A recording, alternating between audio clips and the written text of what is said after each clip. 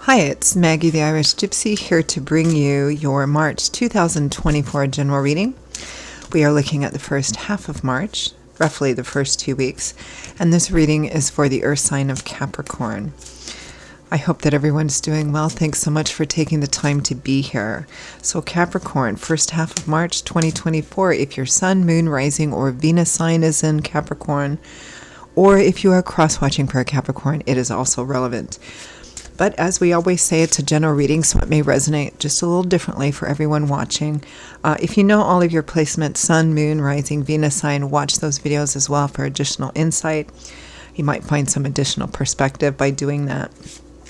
If you find that something does resonate with you, it really hits home and you'd like to perhaps take a deeper look at it, or you simply like the reading style, if you're interested in a personal reading with me for yourself or as a gift for someone else, please feel free to email me directly at maggie1mcguire@gmail.com.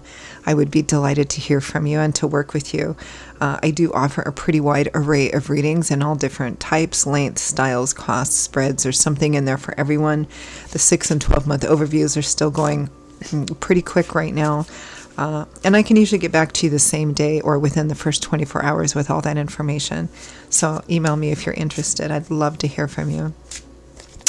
Okay, Capricorn, let's see what the first half of March looks like for you. I am using the Royal Deluxe Tarot, clarifying with the Gilded Tarot, both decks by artist Cyril Marchetti.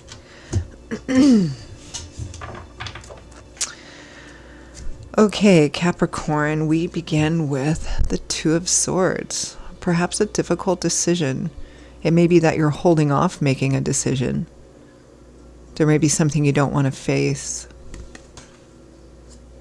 It's a difficult decision. With the Ten of Swords, because it may hurt, it may represent that there is... the Ten of Swords, tens represent cycle endings in the tarot, right? A cycle closure or a cycle coming full circle. Swords is mental energy. We have only air energy, mental energy here, right? Because the element of air governs our mind and our belief systems and ideologies and our perspectives, how we look at things. So the Ten of Swords represents coming to a challenging and perhaps painful understanding that something is at an end. It's either run its course, it needs to come to an end, or it's simply never going to be what you want it to be. There's a reluctance or resistance, perhaps, with some of you to look at this, But it does need to be looked at, so a choice and a decision can be made moving forward. You don't want to stay stuck in this energy. Next, we have the Seven of Wands. A defensive, protective, guarding kind of card. Standing up for yourself, standing up for what you believe in, standing up for something you hold dear, not backing down. Very similar energy so far to your sister signs, Taurus and Virgo. With that Seven of Wands, we have the Nine of Cups. Very similar to Virgo right now. Nine of Cups, wish fulfillment. Getting what you want, your heart's desire, not giving up on that, pursuing it. Either going after for it in a specific form or your right to pursue it or feeling like it's something you need to pursue. Next, we have the Ace of Swords, the Epiphany, the light bulb going off over your head, the truth. Seeing something in the truth and knowledge and reality of what it really, really is, not what you wish it were. Sometimes the Ace of Swords can represent seeing the truth and perhaps the reality isn't really what you want. But in that energetic space, we have the opportunity to make choices and decisions to create a better and healthier reality for ourselves. So this is the beginning of that. With the Lovers. So there's a relationship that's central here as well. Sometimes this represents a third-party situation, doesn't necessarily have to. The Lovers typically represent a relationship that is at a crossroads. A crossroads because a choice obviously needs to be made here.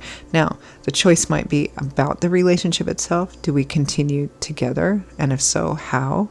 Do we continue apart? Perhaps some of you have a choice between two people.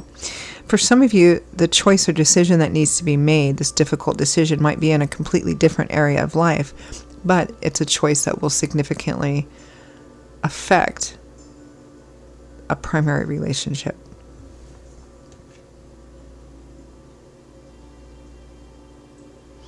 And it's interesting to see the progression here just in this short period of time we're looking at. From the beginning, that Two of Swords and Ten of Swords, I don't want to acknowledge this. I don't want to look at it. I don't want to look at the fact that something is at an end or it's run its course. But yet, that's what this is about, right? I don't want to look at it. I don't want to face it. It's challenging. It's painful. It's hard. And yet, my heart's desire is still out there. What I really want is still out there. And I want that. So then here, we're facing that truth so we can make the best decision possible. Now, from the bottom of the deck, the overall focus, Capricorn, for the first half of March is the Four of Wands, which is the home card. It's the happy home card. It could be marriage, wedding celebrations, or just the stability and balance and harmony of home and family, whatever that is for you. Now, it may be that you currently have a home and family, and this difficult decision you need to make is in the best interests of all, both now or in the future. It might be that this doesn't resonate with you in terms of having a home and family, but it is your desire to pursue a path where you have this, or have the possibility of this, that maybe you don't where you're at or on the path you're on now. Because this is a general reading, of course, the little details and specifics will vary, but the fundamental energy remains the same. It is going after what your heart's desire is. Particularly in connection to home, family, relationship, right? To not settle for less than that. And even though it may represent having to end something now, having to leave something behind or walk away from something now, that may be difficult. It may be a great sacrifice. In the long run, you feel it's better. It's in your best interest, and perhaps in the best interest of the people that you truly love and care about. And that's the reading. So let's clarify a little bit. Let's clarify that Four of Wands for the overall focus.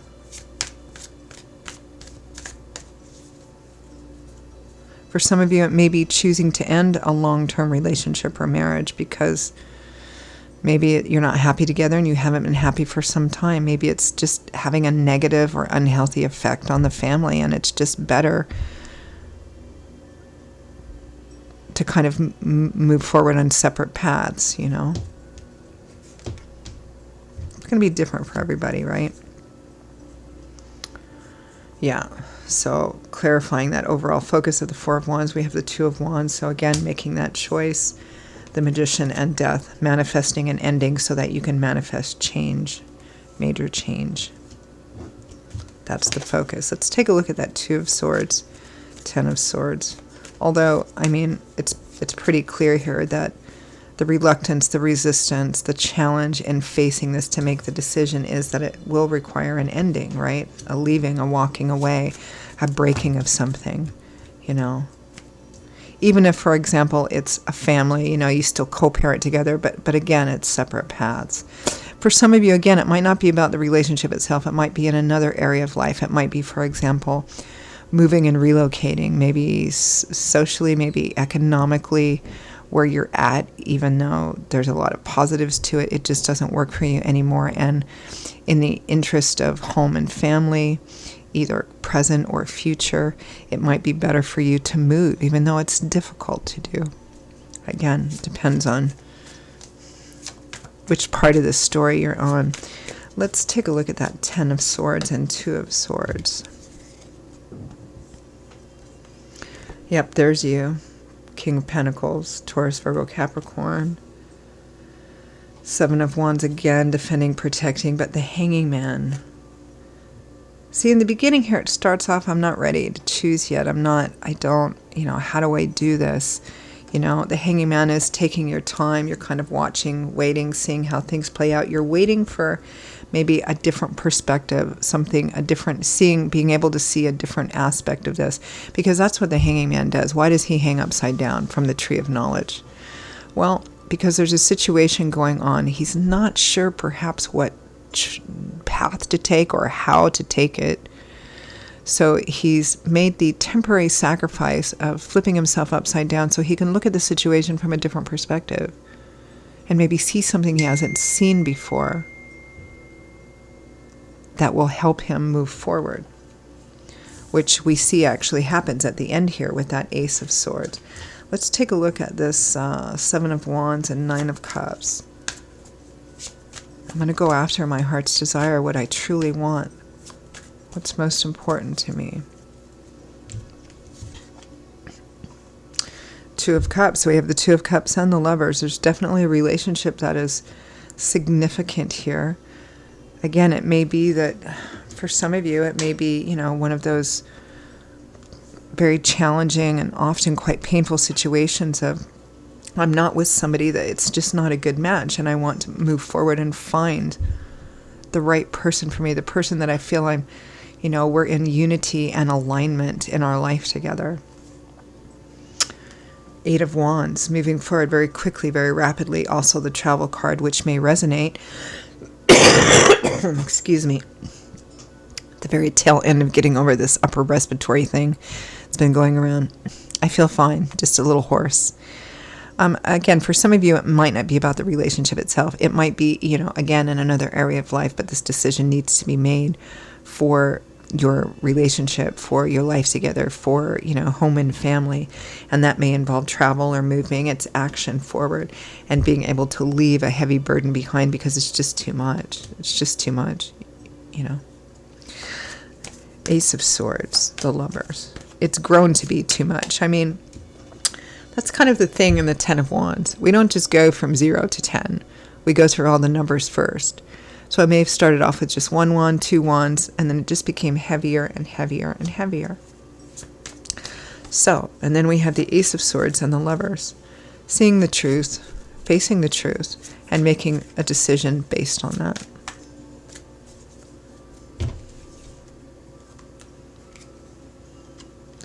Yeah, Wheel of Fortune. Divine timing and orchestration, meaning it's the right time for this to happen. It's the right time for you to face this so that you can move on. Five of Swords, a hard-won victory. There's sacrifices in this battle. He's won, but it's hard. There's wounds. There's been sacrifices. Perhaps it means leaving or walking away from people that you care about but simply are not in alignment with you, to start off on a brand new path, moving, relocating, new job, new career, a combination of all of those things. Let's end with guidance, feedback, advice from Spirit.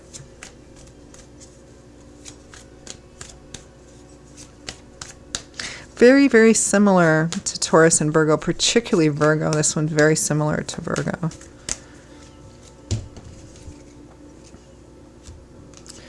Yep, the Fool. The Fool has the 0. Why? Because it's the very first major arcana card in the tarot. A brand new journey, a brand new cycle. We go through many cycles in our life. A brand new journey is beginning, stepping off the beaten path, stepping out into the unknown, out of your comfort zone, going after that heart's desire. The Four of Wands, again, that happy home, which is the whole focus. You're starting off on a new journey because it's in your best interest, and also there's an implication here for a lot of you. It's in the best interest of home and family, whether what you have now or perhaps in the future, for their long-term stability and security. It does require you leaving behind something which either has run its course, it's just turned out differently than what you had anticipated, so that you can have this brand new beginning. So I'm going to leave it there. Capricorn, those are your messages for the first half of March. I hope you found them useful and relevant and helpful and hopeful to you as well, and perhaps validating. Again, if this did resonate, if you'd like to peel it back a bit, take a deeper look, or you simply like the reading style, if you are interested in a personal reading with me for yourself or as a gift for someone else, please email me, Maggie, @McGuire @gmail.com. You can see that by clicking on the description or the title of this video. I would be delighted to hear from you and to work with you. I will see you all in a couple of weeks for the March mid-month readings. Until then, as always, stay well, stay safe. I hope to see you back here again soon. Bye-bye.